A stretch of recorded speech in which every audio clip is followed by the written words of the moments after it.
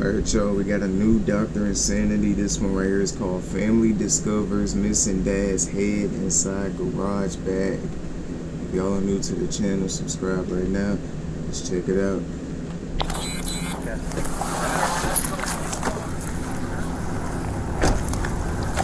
It's on some chart right here, this man. Truck, there was a truck that must have backed up right here, right? Okay. Is that okay? Back up, please. Back up. Back up. Okay, back up, please. Back up. Officers report to a seemingly routine traffic incident in Moses Lake, Washington. What no officer on scene realizes is that this encounter would be the start of a terrifying investigation, leading to the most dark and twisted body cam footage we've ever shown on this channel. But if you want justice... I already know who did it. Listen to me, please! Get out of your car and come get my kid. Put him in cuffs right now. Don't say anything right now. We don't know. Man, did you do it? Look at me! Man, did you do it?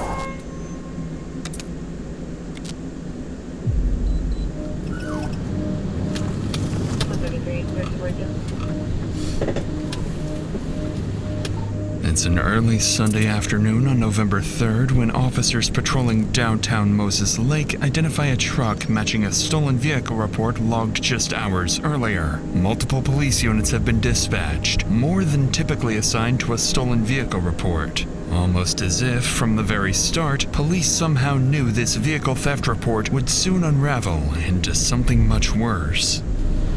145 back. We're slow rolled in. Parking at Porterhouse. Inside the vehicle is 27-year-old professional athlete Isaiah Thomas, the former A-star wide receiver for Eastern Oregon University, who is currently armed with a weapon. Hold on. The only Isaiah Thomas that I know is the NBA player. And look at this. We're slow rolled in. Parking. Bruh, look how he parked. He missed the whole... Bro, look how he parked, bro. Look at this. At Porterhouse. Inside the vehicle is 27-year-old professional athlete Isaiah Thomas, the former A-star wide receiver for Eastern Oregon University, who is currently armed with a weapon. Whoa. Hey, go and get out of the car. Get out of the truck, please. Here's what happened. The truck was reported stolen. Whose truck is this? You talk to me, man. It's my truck. It's your truck? Yeah. Okay. Do you have your ID? Registration? Just go ahead and turn it off, please.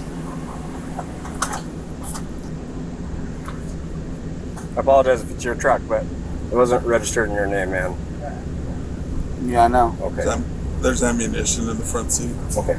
Okay. I need to chill out, bro. Everything's gonna be okay. All right, man. Just come on and step out of the car. Okay. The ammunition on the passenger seat suggests that Isaiah might be carrying a weapon. The officer quickly realizes that this encounter could escalate at any moment, so they swiftly order him out of the vehicle, only to uncover something interesting about his identity. What up, Greg? What's up, man? Alvarado? Yeah, how you doing, Isaiah? Another day. Another day? Okay, don't come here. Don't reach for anything. Bro, I'm They're putting gonna detain you right now? No, bro. Okay, Okay. make sure you don't have any weapons on you, okay? I do got a weapon on me. What do you have? I think I got a knife right here You in have a my knife? pocket. Pocket knife? This one? That's it? Okay. Gotta take a seat home.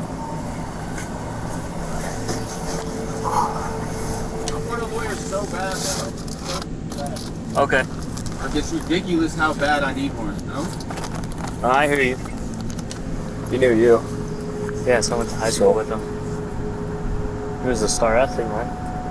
Then they started talking. It was kind of weird. Yeah, but It turns out Officer Alvarado and Isaiah went to high school together, and Alvarado recalls Isaiah as a standout football player who went on to compete at the college level. But now in front of him was a disoriented young man, barely able to focus and answer their questions in a stolen vehicle. A stark contrast to the athlete Alvarado once knew.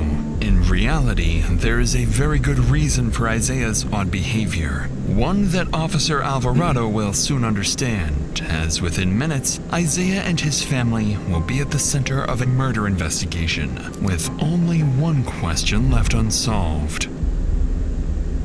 For now, officers decide to contact Isaiah's family to inform them of his recent actions and detainment. They quickly get his family contact details and call his mother, 47-year-old Cassie Thomas. However, the information Cassie provides shifts the course of the investigation in an unexpected way.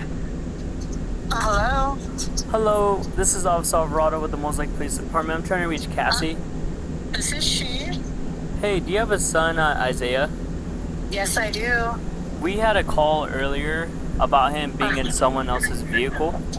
He's in a truck now, a gray Chevy Silverado.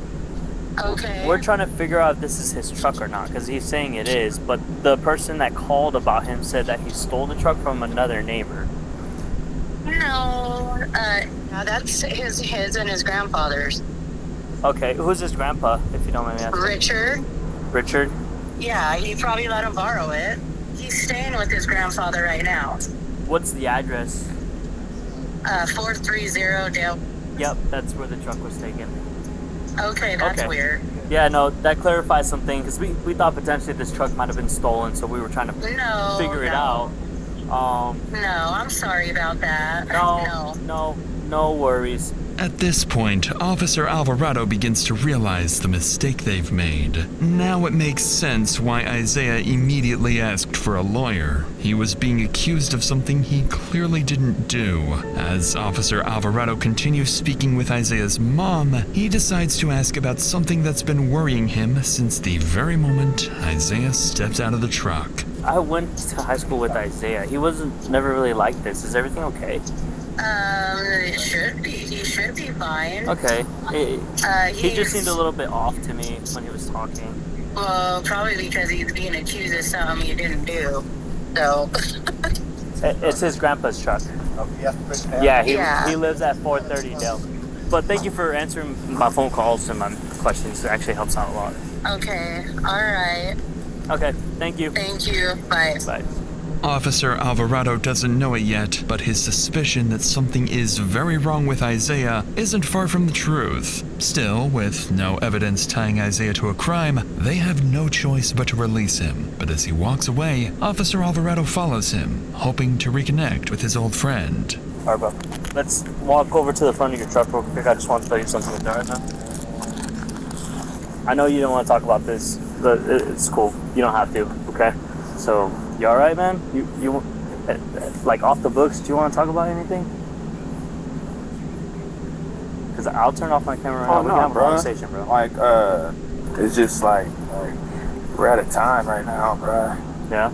There's a time in everybody's life, bro, where they just need to like really reevaluate what's going on, you know? Yeah. If you need anything, please don't hesitate to call. I'll sit down and have a conversation with you, bro. For sure. Alright? Yeah. Take care. To Alvarado, it seems Isaiah wants to say something, but he just can't find the words. For now, Isaiah gets into his truck and drives off, unaware that this won't be the last time today he'll be accused of a crime. Dispatch, can I help you? I was wondering if I could speak to somebody about a missing person. In Moses Lake? It's my father. Nobody's seen him. Yes, Moses Lake. Okay. And his first and last name? Richard Andrews. And what is his home address? Is it the 430 Dale? Correct. All right, Kelly, I've got this report started. I'm going to hand it over to the officers. I just need you to try to find a recent picture of him. And if you hear from him or anything changes before they contact you, go ahead and give us a call back and let us know, okay? Okay. On the phone is Kelly Kirkendall, reporting that her father, 75-year-old Richard Andrews, mysteriously vanished. Officers are sent to his address, and minutes later, they arrive to investigate. Hello. Well, I'm doing better than you guys. How's it going? How are you? Carmen. Carmen? All right. No. Let me just talk to you. Waiting for Sergeant Rodriguez are Carmen, Kelly, and Cassie, daughters of Richard Andrews, the missing elderly man. As he begins speaking to them, hoping to learn more about their father's disappearance, a familiar face steps out of the house. So, we have no idea. The neighbor talked to my husband. This is my husband, Mike. Hi, Mike. I'm sorry. He hasn't seen him in a day and a half or so. I haven't seen him longer than that, but his phone's been ringing. His sister's called. Nobody knows where he's at. So. Okay. And is this normal? No. What's wrong? Okay. What's that? Nothing. Do you know where is it your grandfather? Yeah, it's my grandpa. Do you know where he's at? No, I have no clue where he's at. No. He didn't tell you anything where he was going? Did you see him leave? No. So basically what I did see was him talking to somebody out here. He was kind of like parked a little farther out. Like he pulled off to the side a little bit. They're talking in the window. I looked down. That's it. He did tell me that he was going up to the res, but I just got confirmation from Greg, right? But he's not there, so I don't know. Which res? Colville? Colville? Yeah. Okay. Yeah, he has property up there, but we already put a phone call up there, and they said nobody's up Nobody's there. About what time was it when you saw him last? I don't remember. Was it morning, afternoon, night time? It was afternoon. Afternoon? It wasn't like late afternoon. Okay. All right. While officers are surprised to be speaking with Isaiah and his mother Cassie for the second time that day, their priority right now is finding his grandfather, Richard. With the timeline now established and Isaiah believed to be the last person to see Richard, Sergeant Rodriguez turns his attention to him. But as their conversation unfolds, he begins to notice something strange about this family. Isaiah, you said you saw him about a day and a half ago? And that would have been, yesterday afternoon sometime or the day before? Yesterday, no, not yesterday. Was that day? A day and a half ago. So Friday, today's Sunday. Friday. So, yeah, bro. So November 1st. Smoking the weed, bro. When you saw him, what were you doing? What was going on with that? Right there, smoking. Okay, and where was he? Right there, talking to that guy. And then I looked down, boom. And then that was Okay, that. it's Was it weird for you that he wasn't here or anything like that? No. Okay. He'd be gone for weeks. Yeah. Oh, because he has his property. He'd be gone for weeks at a time. No one would be hearing That's from him. why he's tripping. Why are we tripping? Yeah, bro. Y'all. But the only thing that's weird is that he left his wallet here. That's the only weird thing that got me. Okay. But it's not. That's very strange to me. But it's normal for him to be gone weeks at a time. But not But we know where he's at. usually down at the Colville. Yes. What stands out to Rodriguez is how differently the family reacts to the disappearance of their relative. While Isaiah and his mother Cassie suggest that Richard's absence isn't especially unusual, with Isaiah even casually smoking weed, his daughter Kelly sees it very differently and appears genuinely concerned for her father in a way the others do not. That's when Isaiah's father, Anthony, arrives, bringing with him the breakthrough they've been waiting for. Yeah. What you're talking about up there? Yeah, so You need to go down to a shop, take some pictures down there. To me, it looks like there's something going on down there. It looks like some burnt shit that's laid out there, and some Where's the shop? shops down in the valley. you know where the motorcycle shop is? That's just, if he's not here, he's usually down there. Oh, I got you. I thought something. Do you think something else is going on down there? No. I'm just saying that if he's not here, he's down there. No, And he's asking. no, what I'm saying is that's something that was out there. It looked like there's some burnt up shit out there that's never been there. No, I don't know the actual address. So what's Carmen's address? A day and a half ago. He's already out. Bro, why y'all keep all in? No, because Bro, y'all pissing me off, bro. you're pissing me off too. Everybody pressing me like I. You're the closest thing to him. Okay, the last and I person told we you. had seen. That's why I'm Alright, I'm not gonna get. No need to get frustrated about it. I have to keep repeating myself. Would you be able to take one of my officers down there to where the shop is at? Yeah. Just so that way we know exactly what we're talking about. Right. And so that way if he's there, that's great. Right. Do you remember what he was wearing, Isaiah? I cannot recall. Because that's part of the report that I'm taking, so I can enter it into the I'm system. not bugging, bro. Okay, I know. I'm just letting you know. Very slippers. I think. Okay, but we leave Oh, that. those are in the house. So remember any jewelry? Jewelry. No. Don't wear jewelry. No, let me I'm sorry. let me talk to him. Thank you. Don't wear jewelry. Okay. Want to have him follow him? Yeah. So, because we don't know the exact address, if you want to follow Anthony down to his shop down in Cascade Valley. Okay. His cell phone's here, wallet's here, everything's here, dog's here. just whatever he had on his person in his pocket is all we have. Okay. So, all right, thank you. Anthony and several other family members head to the shop with a deputy, while Sergeant Rodriguez stays behind to gather the remaining details. As he does so, he takes note of the family's statements so far, and what stands out is Anthony's frustration with Isaiah. It seems like the two of them know something the others don't, as the way Anthony questions his son sounds like he's accusing him of being involved with Richard's disappearance. Meanwhile, Isaiah is being defensive, claiming everyone is overreacting. His mother, on the other hand, remains calm, smiling, and at times even answering questions that weren't directed at her. Rodriguez notes the contrast in this family's behavior and steps away to drive to Richard's shop. But before he can go, Isaiah's mother would make a horrifying statement, one that would come back to haunt her. So I'll get this logged in, and then if you guys have anything, give me a call. Get out of your car and come get my kid. Put him in cuffs right now. Don't say anything right now. We don't know. Okay. So yeah, let me know. Okay. Thank you. Those statements are coming from Isaiah's mother, Cassie, as she approaches the officer just out of frame. In a sudden shift, Cassie tells the sergeant to arrest her own son, catching him completely off guard. Just moments ago, she hadn't seemed particularly concerned. Now she's adamant that Isaiah is guilty of something. It's a sharp change in behavior, one that leaves officers wondering if Cassie knows far more than she's letting on. For now, the sergeant doesn't fully understand what Cassie's implying, but in the next few minutes, her urgency will make a lot more sense. By now, Anthony is on his way to Richard's shop, just 2 miles from the house, with a patrol unit following closely behind. And as the first deputy pulls up to the shop, he notices several other family members have also gathered. Expecting to find a lead on Richard's whereabouts, they would instead uncover something no one was prepared to see.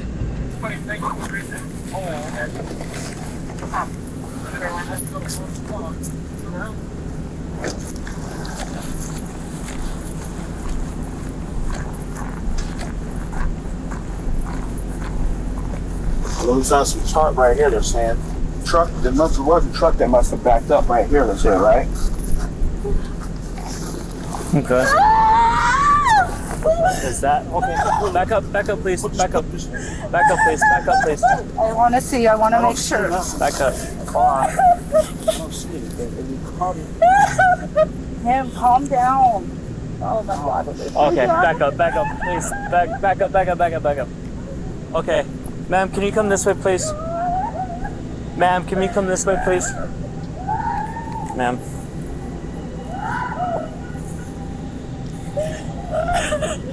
$141 Mag. I need 106 to my location.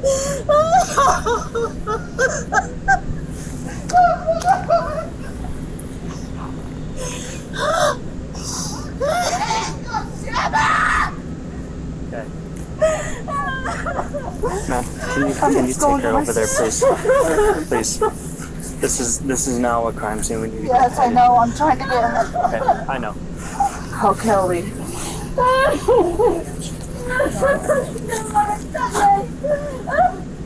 Sarge, he's buried in the ground. There's someone buried underneath the ground. Buried in a shallow grave in the front yard of his own shop lies the dead body of 75-year-old Richard Andrews. Richard's daughter, Kim, is the first to see him. She recognizes her father immediately, revealing part of his leg with the same jeans he always wore. It's a horrifying discovery for them to make. Even the deputy is shaken and unable to control the situation on his own. But as he observes the family, something about it feels off. By the time he arrived, the family had already begun digging, and within moments of uncovering Richard's body, they started pointing fingers, fixating on the one person they're convinced is responsible. I'm not moving right. I can't. Okay. Don't touch me. Do you want me to help you? No. Don't touch me. Okay. I knew this was gonna happen. That was it.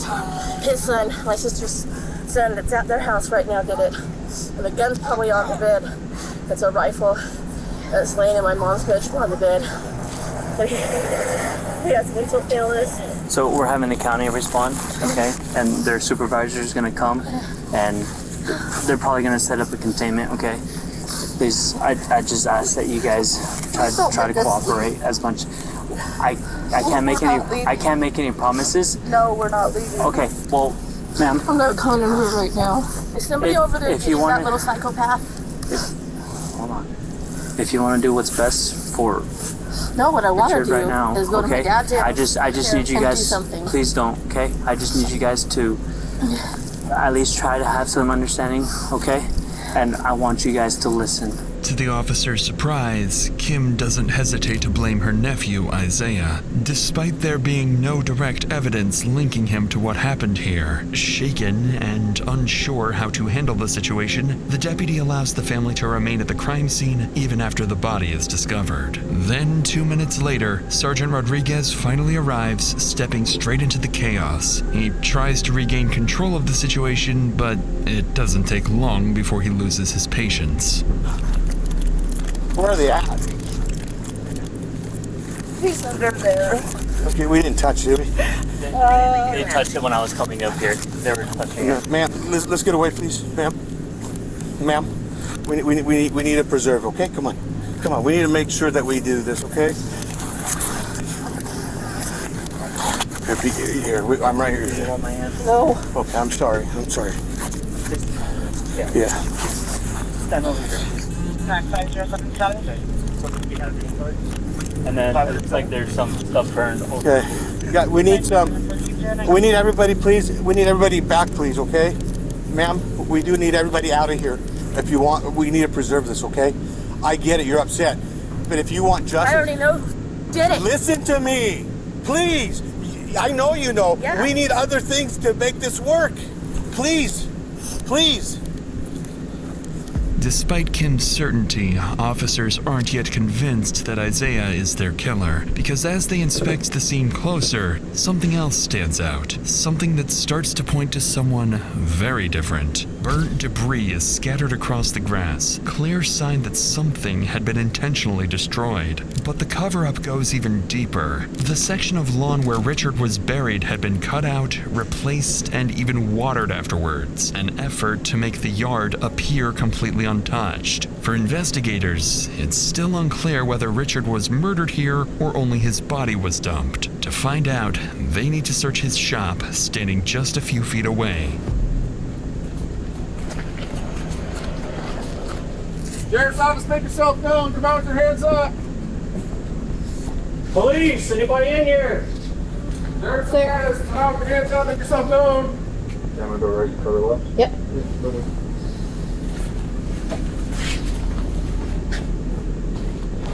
You want to bump up to that door? Got it. Clear. Up ahead is Richard's shower, and strangely, the deputy notices it appears to have been recently used, suggesting the killer may have been here only minutes earlier. Officers then continue clearing the rest of the shop, finding no signs of a struggle. Nothing to suggest Richard was killed here, so they shift their focus to securing a search warrant for his house, a search that would end very differently. As officers begin to regain control of the chaotic scene, Richard's daughter Cassie arrives, the same woman who had told the sergeant earlier to arrest her son, Isaiah. Why she accused him before the body had even been discovered is now a question detectives need to answer. But first, they have to break the devastating news to her. Yeah, we can't. I know. I need to see. No, we can't. We're gonna. I just need to see. Just go around now.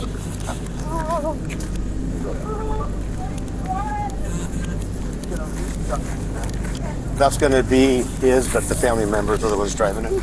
So. No. Please, let me see. No, you can't go. Now you can't. Listen, you I can't. just gotta see.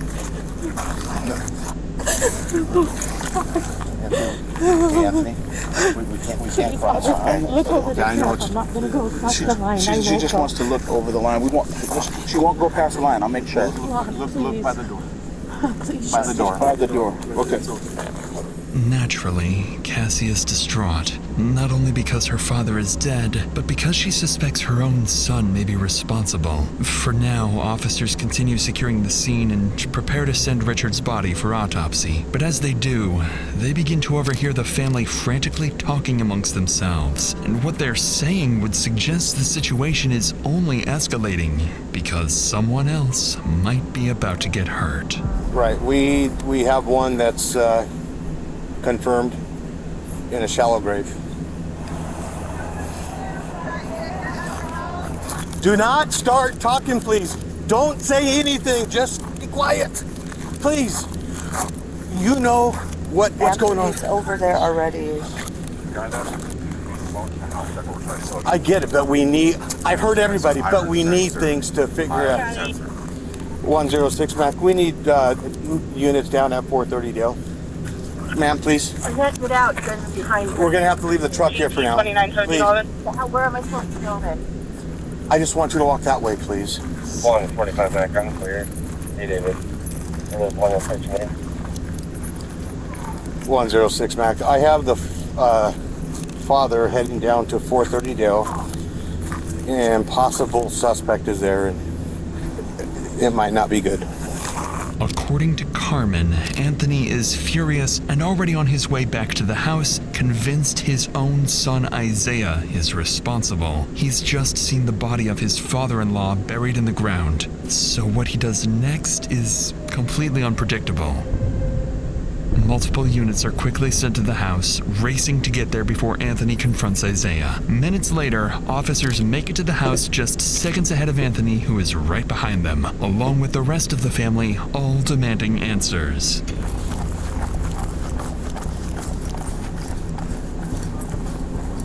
Let her get her point, David. Get in the back. Nope. Just stay back. Stay back. Stay back. Back up. Stay back. Go back now. Yo, come on. Did you, Isaiah? Need you guys to stay back, okay? Please. Just secure him in your car. Thomas. No. Frisk him for weapons, please. Did you do it? Please stay back, sir. Sam, did you do it? Look at me. Did you do it? Please. I need you to stay back, sir. Did you do it, Isaiah? Look at me. Why would I look at you? Yeah, you're my firstborn. Did you do it?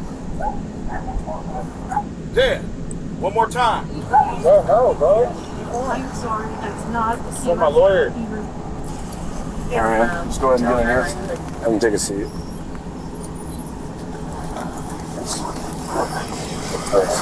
Close the door. Here's the deal. That's family. Okay. One of their family members on deceased, right? Yeah. So they came down here to confront him because they think he did it. Yeah. The only reason he's in cuffs right now, we don't.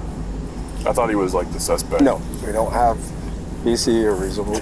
Right now he's in there because they think he did it. We need to keep them separated. Okay? Okay. Got it? Cool.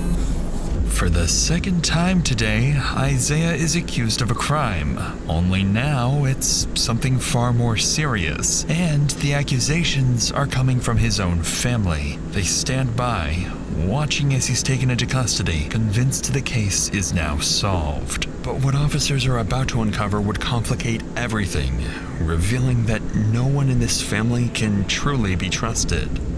But before we get to that, I used to just keep all my money in my bank account, not really thinking it was possible to also get dollar bonus insanity. Let's get back to the video. While Isaiah is transported to the Grant County Jail on probable cause, police continue speaking with the rest of the family. But by now, Richard's daughters are too shaken to talk. So investigators turn to his son-in-law, Greg, one of the first to discover the body. And they're about to learn that he has vital information that would begin to piece together this meticulous murder. So let's start from the beginning. How do you know the guy who works on the shop out here? Richard is my father-in-law that I married one of his daughters last year. Okay, so he is your current father-in-law. He is my father-in-law, and we live across the street. Okay, so you're pretty close with him. I was very close to him. Okay, what do you think happened? I think that there may have been some type of transaction at Richard's house with Isaiah. I don't know exactly the full details of what's going on with him, but I know he's been having issues, paranoia issues and things of that nature. What do you mean by transaction? Like an altercation? Yeah, what I think is Richard's, he's old school. He's not into the whack of tobacco or the marijuana. And I think maybe he confronted him. Somebody said something about the tarp that you saw. Yeah, I had a tarp. We had a tarp at the house. And I'm not saying that's the actual tarp, but I know that it was a brown and gray tarp. That you had at your house? That we had at our house. And it was sitting right there and really by my truck, but where the barbecue is and stuff. And I haven't seen it, so I don't know if it blew away. I don't know, but it is missing. And sure enough, when the family began digging, they discovered Richard's body had been fully wrapped in a brown and gray tarp. With that tarp belonging to Greg, it now raises two possibilities. Either he just incriminated himself, or whoever did this used it specifically to frame him. And Greg has his own theory about who may have set him up. Isaiah's been acting pretty strange lately. You've met Isaiah? Yes. Has he ever been to your house? Yes. Okay. And the last time he was there, he was super paranoid about everything. Does he drive Richard's truck very often? Everybody drives Richard's trucks often, to be honest with you. Okay. People drive them all the time, but I do know that Isaiah was pulled over today, I want to believe. Yeah. In Moses. You had mentioned seeing tire tracks, is that correct? Correct. Going into the grass. Going into the grass? Yes, sir. Tell me about these tire tracks. I seen what appeared either somebody was backing in or somebody had turned to the right, I believe. Okay. And I seen the tire mark going into the grass, and I seen, that's when I seen it, and then I noticed the hose and everything, like I told you. Is it common here on the property for vehicles to go into the grass? Negative, he never goes on that grass. According to Greg, Richard's truck was shared and often driven by multiple members of the family, which immediately complicates things, as the tire tracks officers identified at the crime scene no longer point to a single suspect. But just as leads begin to run dry, officers would learn that the search warrant for Richard's home has finally been approved. So detectives quickly wrap up their interview with Greg and head straight back to the house. The moment they step inside the home, the detectives notice a strong scent of bleach in the air. All surfaces have been wiped down, and inside there are clear signs of a cleanup job. Detectives know they're dealing with a methodical killer, possibly more than one, but even then, they would overlook something critical. When detectives inspect the house more closely, they notice spots of blood on the back door handle that had been missed. Their first real piece of evidence tying Richard's house to his murder. And then they stumble upon something even more significant. A knife hidden in the living room, still in its sheath, marked with visible red stains. Whoever tried to erase what happened here didn't manage to get rid of everything.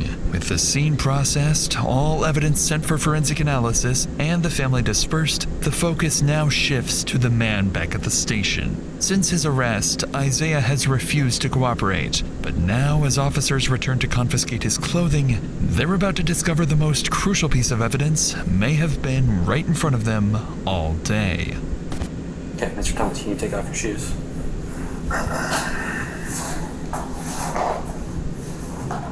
And then take off your sweatshirt. Bruh, it's hell cold. Okay, I'll try to get you another blanket. You got 2 blankets there. I'll try to get you another one. Oh,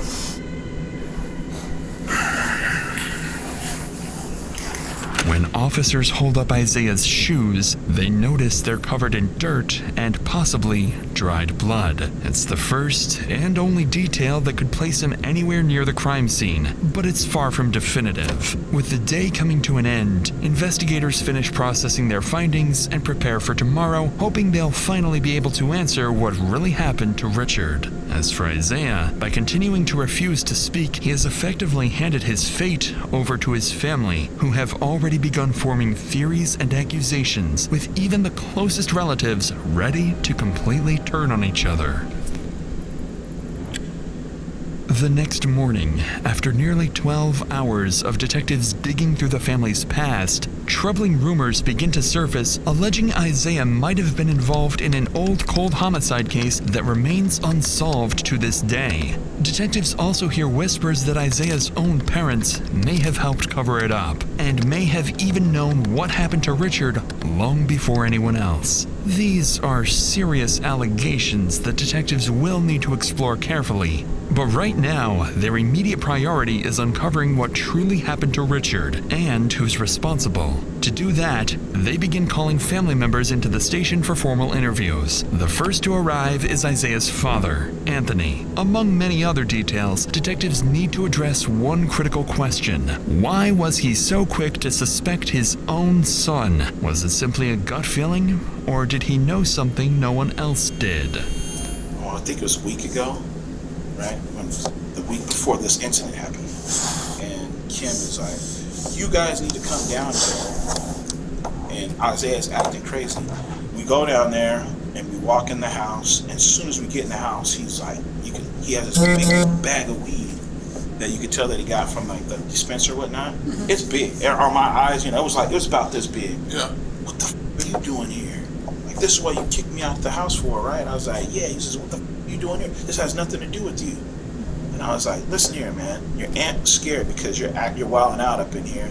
So then I'm looking at him, and he was like, say I'm lying. Say I am. He's got a butcher knife like this, and he just likes it, but he's like crying. Say I am. And say this, if he had got me, it would have been all of us, So I just said, I'll leave. Where did I mess up, as a father? Did I do something wrong? Like, what did I do? Because this is not you. And he was just like, you're the best dad ever, man. I couldn't ask for a dad, man, better than you, man. It's kind of like, you did everything right. You're a great dad, man. And then Kim's like busts out crying, and then he's just like, get the out of here, motherfucker, I'll kill you. Naturally, this account from Anthony catches detectives off guard as they realize the incident may have foreshadowed everything. So they pause the interview and look into it, confirming that it did in fact occur. 1 week earlier, police were called to Isaiah's aunt Kim's house after reports that he was experiencing a manic episode. And as detectives review the body cam footage of that incident, it quickly becomes clear why the entire family believes he did it. Please don't shoot this tase the fuck out of him. He's got the knife with him? Yeah. Okay, Okay. That's our oldest son. Okay, what's his issue? Like, do you guys want to just stay out here? I know he's your son, but we just don't know what the situation is, right? Isaiah, do you have a knife on you? Do you want to go down to the ground just to verify, man? Yeah. Hey Isaiah, we're gonna put you in cuffs, but it's just for our safety, okay? You're not under arrest. We just want to make sure you're okay? You want to go down to your knees, man? Jack. Good, put your hands behind your back, man. Can you put your hands behind your back? Again, you're not under arrest, okay? Just doing this for your safety. Is it recording? Yeah, you're being recorded on the camera right here. So, is it supposed to be red when it's recording? Yep. See how it's blinking red? Oh, okay. Yeah. You want to walk over here to our car, man? We're gonna have to figure out what's going on and then kind of just go from there, okay? When officers detain Isaiah, they find him in tears, struggling to hold himself together. And as they pull him away from his family, he's about to tell officers something unexpected about himself. What's going on today? I'm just going through a lot of shit right now, so. Okay. Do you have any plans to hurt yourself or anything like that? Nah, not. I mean, I guess everybody do, but I mean. Do you have any plans to hurt yourself today? Nah, not today. Okay. But this past week. Just having a rough time. Yeah. But it's all good, bro. I'm bounced back, bro. I'm gonna shake back. Yeah, but it's all good, bro. I'm gonna shake back again. Yeah. And again. And again. Do you want to go to the hospital or anything like that? And again, huh? Do you want to go to the hospital or anything like that? Nah, bro. It's good. Like, I'm good. So what was the deal with the knife? I got a swisher in there. It's a blunt, basically. And I use a knife and I split it to take out the tobacco to put my weed in. Okay. At first. Okay. But then me and my aunt started arguing and that knife was on the table, so. And you just had it already? It was already there. And we started arguing. I didn't want her to leave, but it's not that big of a deal. I was a good person, bro. No one said you're not a good person. I've never met you. I'm just saying, bro, like. And what happened? Life, bro.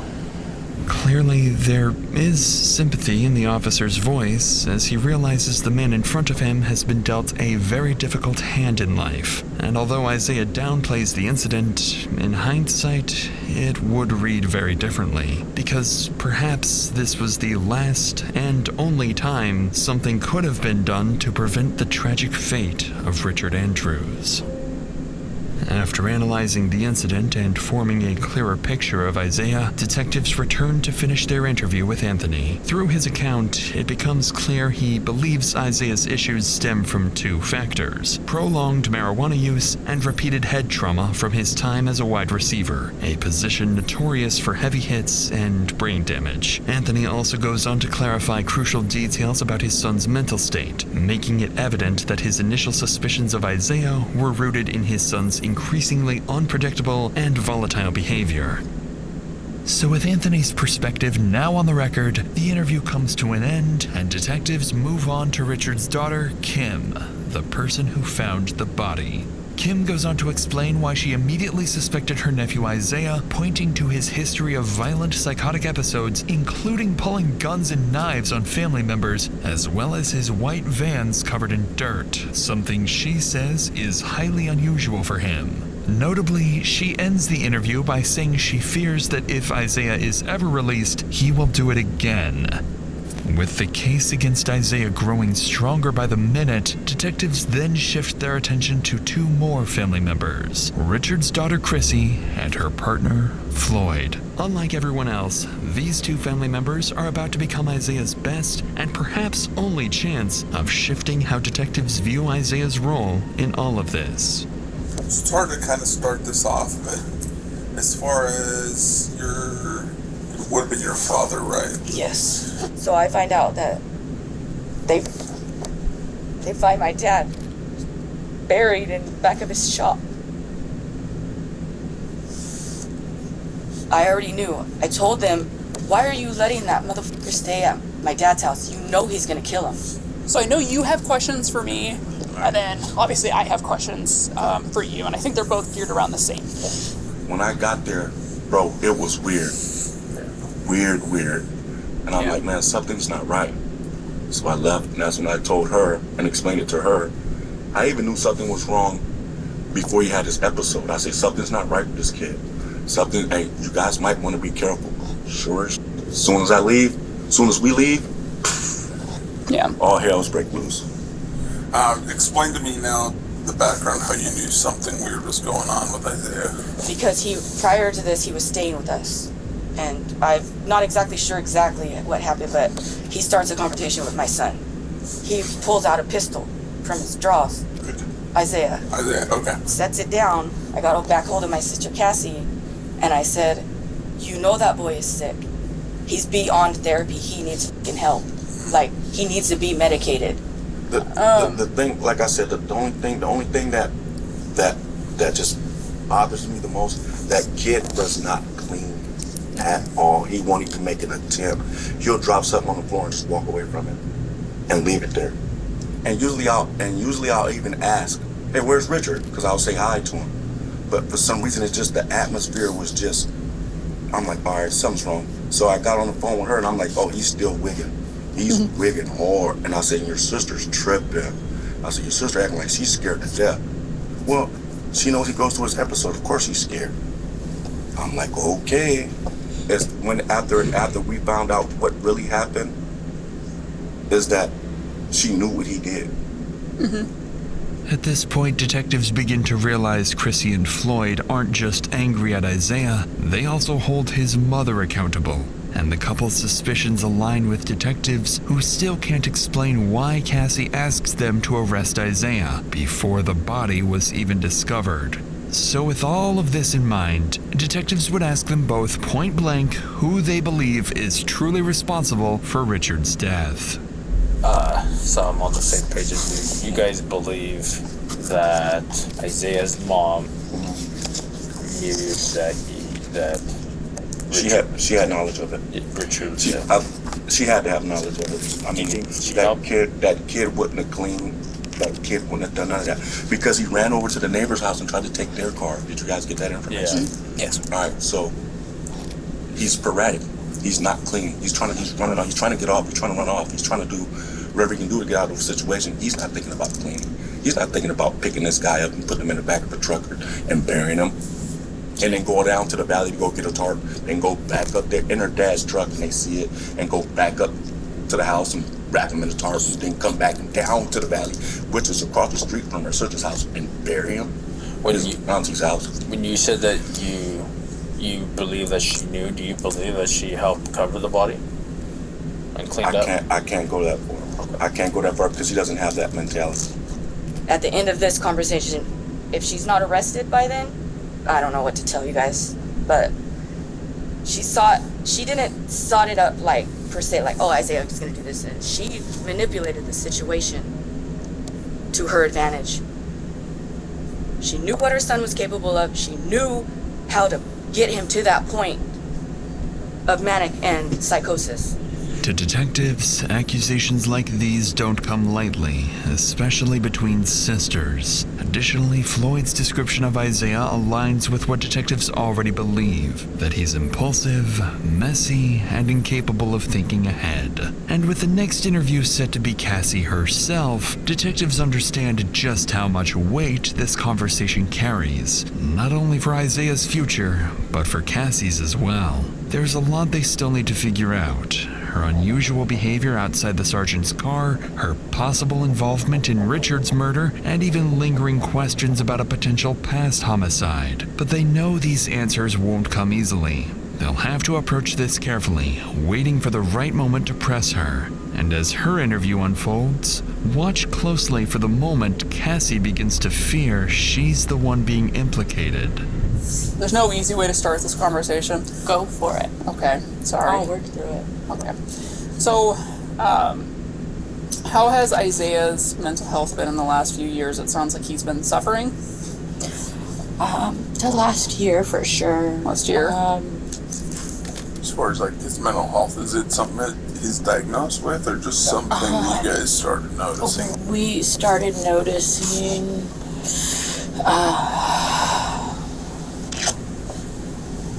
I'm trying to remember everything.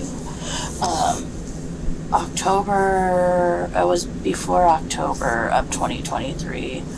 So back for around, yeah.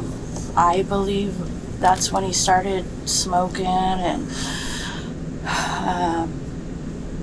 he didn't want to work. He didn't want to do that type of stuff, and we kind of were like, well, he's going through it. You know, he's done playing football, and that's something he's done since he's 5 years old.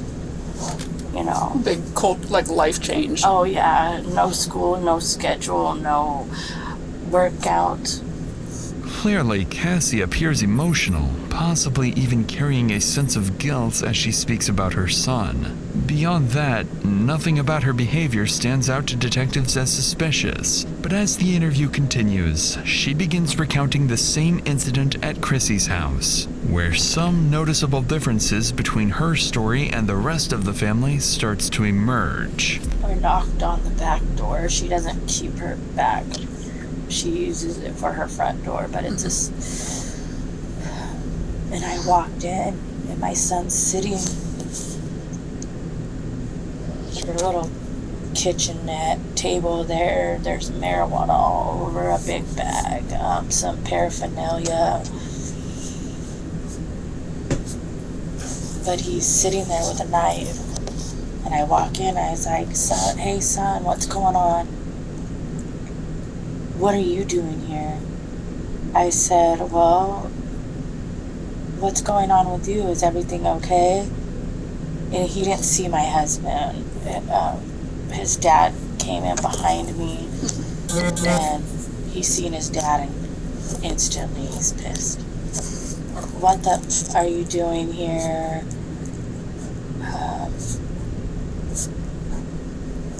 But he hadn't gotten up yet. Like, he was still sitting.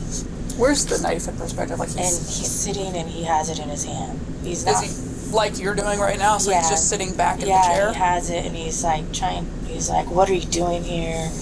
And we're still kind of standing at the door, and when he seen my husband, he got even more pissed. Who effing called you? What are you doing here? my husband looked at me and he stood in between us and he said, get out of here, and go call the sheriff now.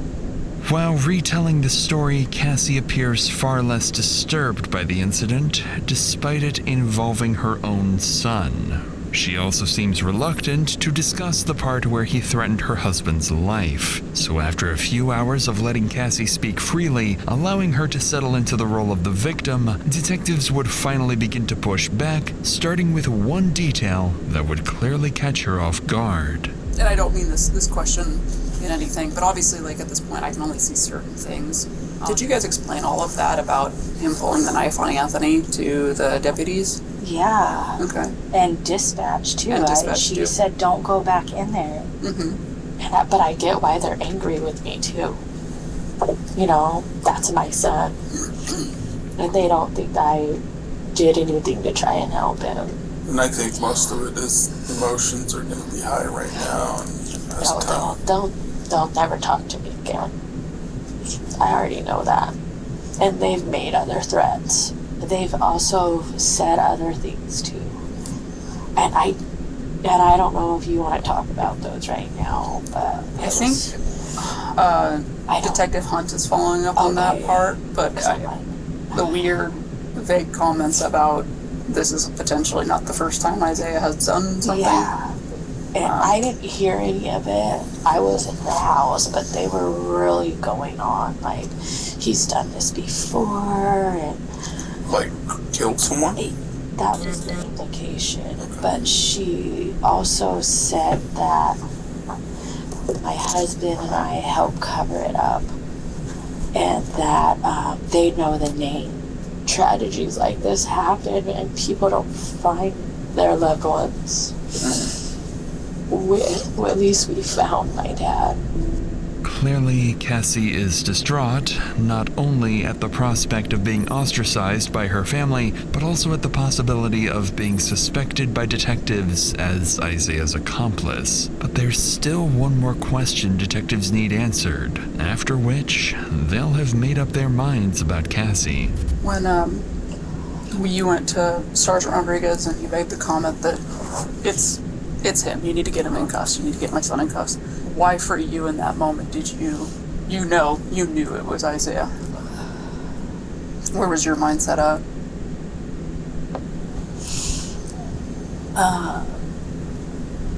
I know I'm asking you to explain like a gut instinct. It's I was just the things he kept saying, like, you guys, why are you pressing me? He's like, he's gone all the time, weeks at a time. I said, how long has it been since you've seen him? And he's like, a day and a half. So you've got kind of every other family member that's here that's worried and everything like that, and his response didn't seem to match your guys's. Right. You just know. You feel it. It's just like, then I'm like, he has to get handcuffed. He has to go to jail. You know, I just felt it. And I'm his mom, you know, and I'm not in denial. And I do think personally you did the right thing. I think you handled everything as best as anyone could, as best a parent could. And I don't think that me saying that's going to bring you any comfort, but I do believe it. Despite her unusual behavior, the detective appears to take Cassie at her word, believing she may be genuinely innocent. Her family, however, remains unconvinced. After wrapping up this and several other family interviews, investigators find themselves between a rock and a hard place. So far, there's no concrete evidence that Chrissy or anyone else was involved. In fact, at this stage, there's barely enough to definitively prove Isaiah's involvement. So Isaiah remains in jail, hoping that with the right lawyer and no further discoveries at the house, he might still be able to walk away scot-free. 1 week passes before the case finally sees an update, but it's not the one investigators were hoping for. The autopsy results have just come in. According to the coroner, Richard died at his home from a severe knife wound to the neck that resulted in significant blood loss. He also showed signs of blunt force trauma to the head, along with bruising around both eyes. His body was then dragged out and later buried in a shallow, tarp-wrapped grave at his own shop. But even with these horrific findings, it says little about who was responsible for Richard's death, other than suggesting it was someone deeply disturbed. And with every passing day, both detectives and the family begin to fear that the person or people responsible may never face justice. More than 2 months pass, and the case begins to stall. But then, investigators catch a break. They receive a major update from the jail where Isaiah is being held. So detectives rush over and meet with one of Isaiah's fellow inmates who has some very interesting information to share. We're both detectives with Mosley PD. First off, we're not here for your case. You're not in trouble or anything like that. This is about a different case that we wanted to talk to you about. With Isaiah Thomas, how does he act in there? Crazy. He's kind of like out of his mind. Yeah. What kind of stuff does he do? He bangs on the door, and then he just starts screaming blood, blood, blood all night, and he doesn't let us sleep at all. Okay. So all night he's keeping people up. Yeah, he is. Does he piss people off? Yeah, he does. Okay. What have you heard as far as like his case? Well, that he kills his grandpa. Yeah. That he's let his throat open. Okay. And before he killed him, that he asked him if he believed in God. Oh, really? Yeah. What did the grandpa say? That he did. Okay. And then he just did it. Did he say why he killed the grandpa? Yeah, he was his grandpa was him. Oh, really? Yeah, since he was a little kid. Okay. Yeah. When he killed him, was grandpa trying to do something to him? Nah. Is this just he had anger towards him or something? Yeah. Okay. Sure enough, what the inmate describes aligns with key details from the autopsy, particularly the fatal wound. But even then, investigators can't be certain. The inmate could be telling the truth, or saying whatever he thinks will benefit him in hopes of a reduced sentence. But that uncertainty would soon come to an end with an update from Isaiah himself. 2 weeks after speaking with the inmate in early February, Isaiah pleads guilty to second-degree murder and unlawful disposal of human remains. On March 10th, he is sentenced to a maximum of 20 years in prison, along with mandatory mental health treatment and no-contact orders involving several family members who cooperated with the investigation. As of now, no other family members have been charged, with law enforcement ultimately concluding this was a solo actor homicide, dismissing any allegations of parental involvement. And as for the alleged prior homicide, police have so far found no evidence linking Isaiah to any unsolved cases.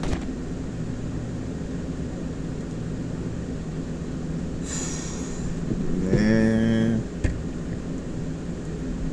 Y'all let me know in the comments down below how y'all feel about this. And if y'all are new to the channel, subscribe right now.